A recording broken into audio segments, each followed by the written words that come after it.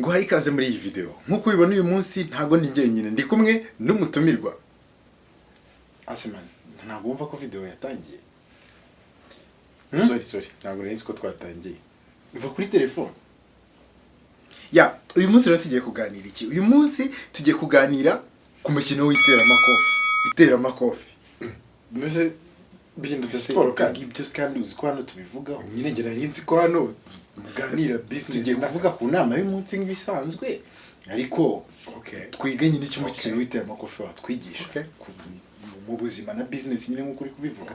Icyo uwo mukino w'iteramakofi, uwo mukino twawigira w'iki nicyo tugiye kuganira uyu munsi. Rata tubonane muri iyi video. Uyu muntu utesha umutwe nawe turi kumwe muri iyi video tuganire. Niba usanzwe rero warakoze subscribe kuri channel yanjye, ndagushimiye kuburi no kureba iyi video. Niba ari ubwa mbere kora subscribe nkuko ubibona, ariko ntago uyu munsi nijyenyere, njye usanzwe umenyereye ndi Joye Didier, ariko uyu munsi ndi kumwe n'umutumirwa uyu nguyu Asema. Uyu muntu akunda telefone n'ukuri, sinakubwiye ngo reka iyo telefone. Ngaho basi bwire, sorry.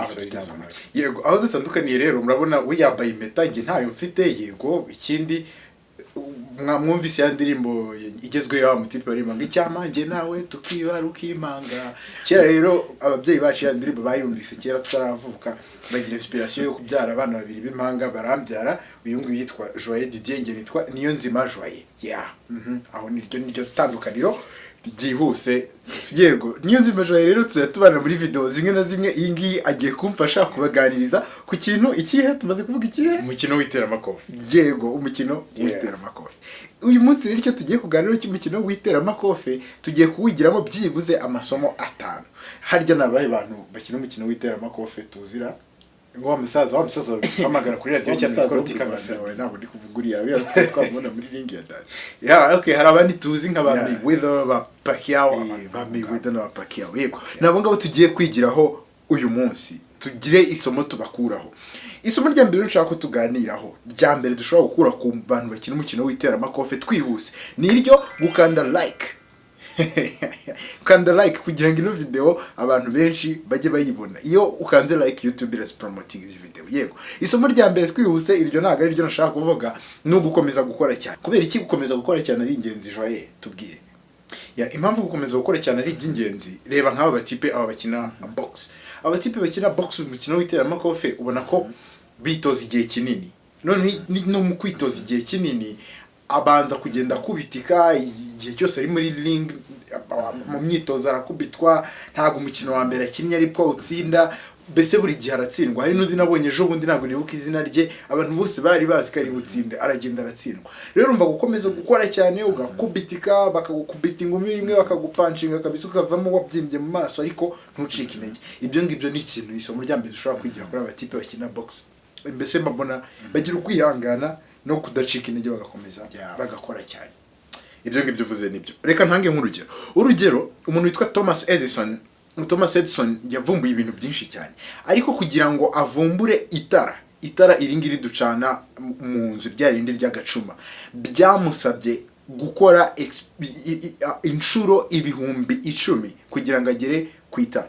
Rero gukora cyane ni byiza. Wavuga ko izo nshuro ibihumbi 10 atazifata nkaho yahombye, ahubwo azifata nkaho yagerageje inshuro ibihumbi 9,999 byanga ku nshuro y'ibihumbi 10 akabikora. Urumva rero gukora cyane mu buzima, ntucike intege nk'uko abantu bakina umukino w'iteramakofi babikora, ni sawa.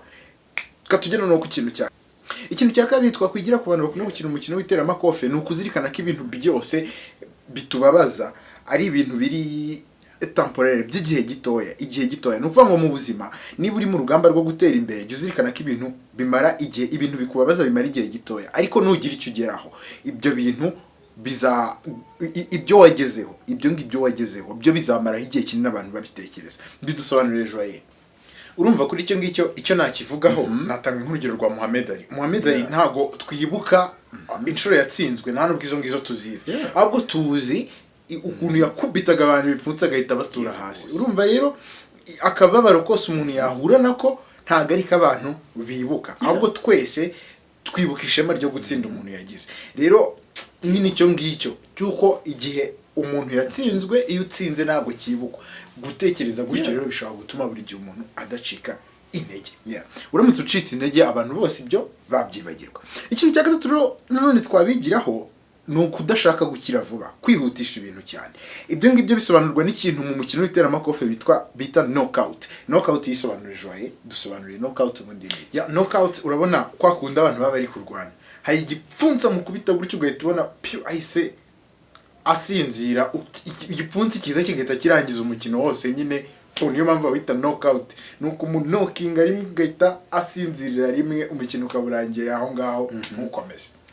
Urumva rero ukurikije knockout icyo ari cyo, ntabwo umuntu agenda yiteguye guhita kubita knockout. No mu buzima rero ntukazajye witegura guhita ngo utsinda ugahita ugera ku bintu byose wifuza, kuko ibyo byaguca intege uramutse utabigeza. Ahubwo jya ukomeza ukore, mu gukora cyane utiringiye ko ibintu biri bite biba byiza cyane mu kanya gatoya, nibwo ugera ukagera ku mahirwe nyine yo guhita ubona ikintu gishobora kugeza ku nzozi zawe, ariko utiteze ko mu munsi umwe kimwe na ya knockout badusobanuriye ibintu biri buhite bigenda neza. Ikintu cya kane ni ikihe? Kitubwire Joye. Ikintu cya kane ni kwitoza cyane, ukitoza ntutekereze ko uzatsinda ari uko ugeze muri ring, ahubwo ugatekereza ko uzatsinda igihe uri mu muhanda ugenda, kwitoza muri gym, igihe uri mu rugo urya neza. Ibyo ngibyo nibyo bigufasha gutsinda. Urakoze. Ngisobanurira gute rero? Nuko burya abakinnyi ntago batsindira nyine muri ring nkuko bivuze, ahubwo batsindira mu myitozo. Mu buzima rero nyine nabwo nkuko abivuze, ntago umuntu atsindiye abantu bari kumureba, ahubwo utsindiye uri gukora, uri wenyine, uri kubira ibyuya, abandi basohotse bari kwirangaza, wowe uri mu rugo uri gukora, ugakora ku wa gatandatu, ugakora ku cyumweru, ukaba udafite umwanya wo kuruhuka, ariko nyine igihe kiragera ibintu bikagenda neza, bya bindi byo kwirangaza nawe ukabona igihe wirangariza. Donc ibyo abantu babona ntabwo ari byo by'ingenzi, ahubwo imbaraga ushyiraho abantu batari kukureba nizo z'ingenzi. Icya gatanu rero ni ikihe? Nuko ntarirarenga. Kuki cyo ngicyo nkivuze? Dusobanurire Joye. Hari igihe umuntu yica intege areba nk'abantu biganye cyangwa abandi bantu akabona baramusize, nicyo ngicyo ntarirarenga kwa. Umuntu ashobora kugera ku bintu afite imyaka 20, wowe ukabona utarabigeraho 30.